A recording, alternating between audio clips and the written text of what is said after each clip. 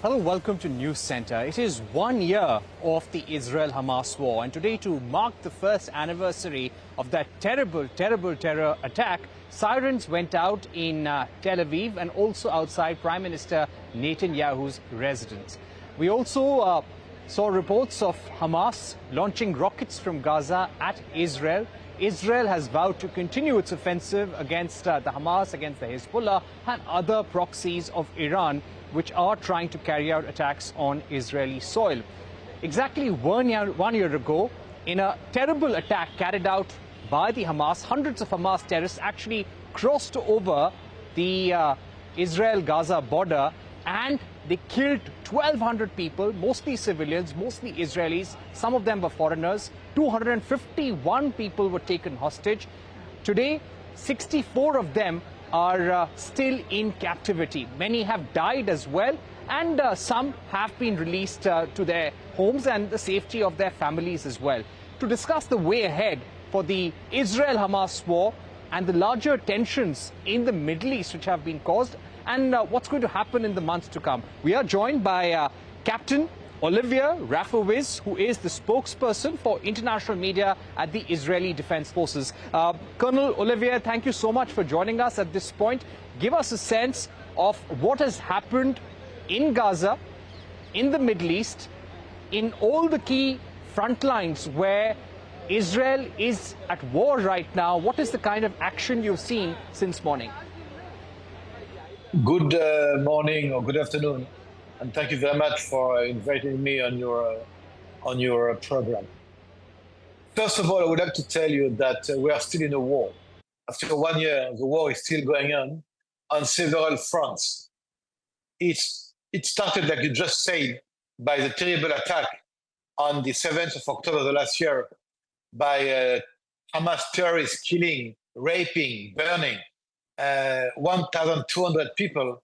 Part of them were dancing in a big party, and they were attacked like rabbits when you go to hunting, and they were killed just in a terrible manner. And the Israeli army, the Israeli government, have responded against Hamas. And for last year, we are still continuing to destroy and to dismantle Hamas military capabilities. But the next day, the 8th of October, Hezbollah from Lebanon attacked Israel, and they bombed Israel day after day. And several weeks ago, the Israeli government decided not only to defend ourselves, but also to attack and to go to offensive against Hezbollah. And as you know, in the last weeks, we killed in a pinpoint targeting operation Hassan Nasrallah, the chief in command of Hezbollah. And we are continuing our operations, very limited ground operation in Lebanon, very deep and aerial campaign against Hezbollah. But Hamas and Hezbollah have the same signature. Both of them are connected directly to Iran. And as you know, during the last 6 months, Israel has been attacked twice by Iran, sending around 500 missiles, ballistic missiles, drones, and cruise missiles against Israel. Right. And today we are before responding to Iran. Okay. Colonel Olivier, I would like to ask you, the objectives that Israel had set out with on the 7th of October last year, when it launched a complete massive military operation against the Hamas, against the Hezbollah, how much of those objectives have been achieved as of now? I would like to be very cautious, if I may, in my answer. On a strict military point of view, we can say that we have destroyed most of the military capabilities of Hamas, but not all of them. And as you know, today we have been attacked by 5 long-range missiles from Gaza Strip into Israel, and we have several wounded people in the center of the country. But most of the, I would say, military capabilities of Hamas, Azadin el-Qassam battalions have been reduced to 0, but we have still 101 people, hostages. Some of them are alive, you just said. Some of them are not anymore. But for us, it's a priority to do everything in order to bring them back home in Israel. But it's complicated because Hamas is playing a psychological warfare against us. Concerning the north, we have around 65 to 70,000 people still displaced in the north. And because of that, because they are not capable to go back home, we are striking Hezbollah, and it's not over yet. Colonel Olivier, I'd also like to ask you about Iran. Last week, Iran had avenged the killing of Hassan Nasrallah by launching 180 missiles against Israel, which Israel claims had been intercepted by the Iron Dome. Now, Israel has said that it will carry out a revenge attack at a time and place of its choosing. Give us a sense of how Israel is preparing for its next offensive against Iran. It's very difficult to explain people without being a witness in this situation. But when you're attacked by hundreds of missiles with the goal to kill and to have civilian casualties, and because we have the anti-missile system, we have successfully prevented a mass killing by the attack. But it is clear that the state of Israel cannot accept twice in the last year to be attacked from Iran by hundreds of long-range missiles with 1 ton of explosive device in the head of the missile without responding. So we are going to respond against the offensive without any precedent of the Islamic Republic of Iran. And we are going to respond because it is our right. All right, Colonel Olivier, thank you very much for joining us here on the program, giving us your view on how things have been for the Israeli forces. You've said that largely the objectives of eliminating the capability of Hamas and Hezbollah to carry out attacks against Israel have been achieved, but a lot more needs to be done as well, and therefore the offensive will continue to expand. Let me also go across to Kobbi Shoshani, who is the Israeli Consul General in Mumbai. Mr. Shoshani, thank you very much for joining us on the program. Today, Israeli consulates and missions across India and around the world are observing the 1-year anniversary of those terrible attacks that had taken place. Give us a sense of what is the kind of message that you would like to send out to the Indian people. First of all, good afternoon. Yes, it's a very, very sad day in Israel. It's a very sad day because a year ago it was one of the most dramatic and traumatic days of the history of Israel since of our independence war. It reminds us the background and the black history that the Jewish people have suffered throughout the history. I remember this day like it was yesterday.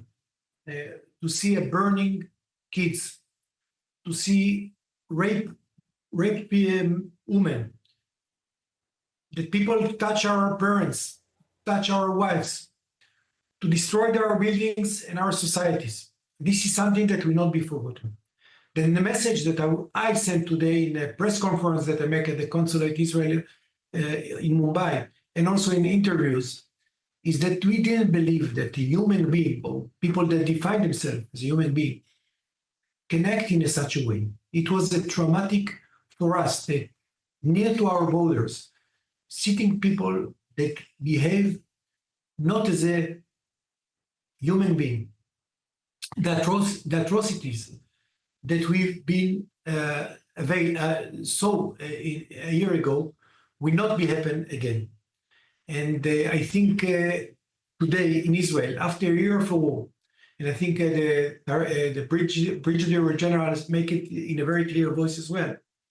After 1 year, I think that Israel is more confident to show, first of all, to her citizens, that something like that will not happen again. And the second thing, the capability of Hamas, and what's happened in Lebanon in the last 1 month, and people sometimes forgetting, but one day after October 7th, in October 8th, Hezbollah started to send UAVs, missiles towards Israel until today.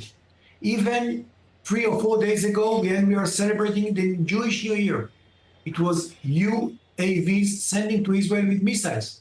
800 in 1 day. Right. This is part of the enemies that we are dealing with. And I think that right now, the sounds of the Israeli power is sound all over the Middle East. Consul General Shoshani, right, Consul General Shoshani, the question that I'd also like to ask you, today the world is also worried about a larger war in the Middle East.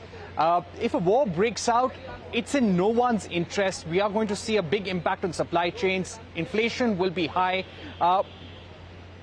How do you see the global view when it comes to the war against Iran?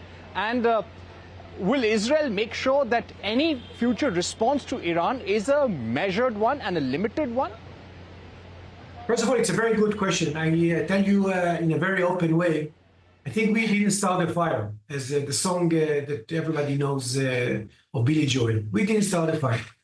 The second thing, this is part of the propaganda of Iran, to try to escalate by verbal words about what's going to be to the world. I think we have to take it under consideration, but we have to think about different aspects of them. If you are not going to react today to 200 ballistic missiles, what's going to be the result next time? I think it's going to be worse. Then I think that the reaction will come, and our Prime Minister make it very, very clear. Reaction will come. The question is when, where, and what? But reaction will come, and I think it's very, very clear. Right. Consul Shoshani, my final question would be about India-Israel relations at this juncture.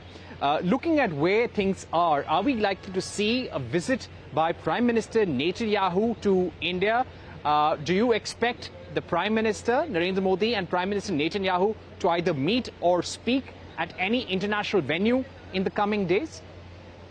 First of all, I have to say that I was in Israel when your Prime Minister, Narendra Modi ji, came to Israel. It was a big celebration in Israel. We like him and we appreciate him. And I think that the status of India become extremely important in the global arena because of him. And that's the one point. Netanyahu visited here once, and I hope that he will visit again.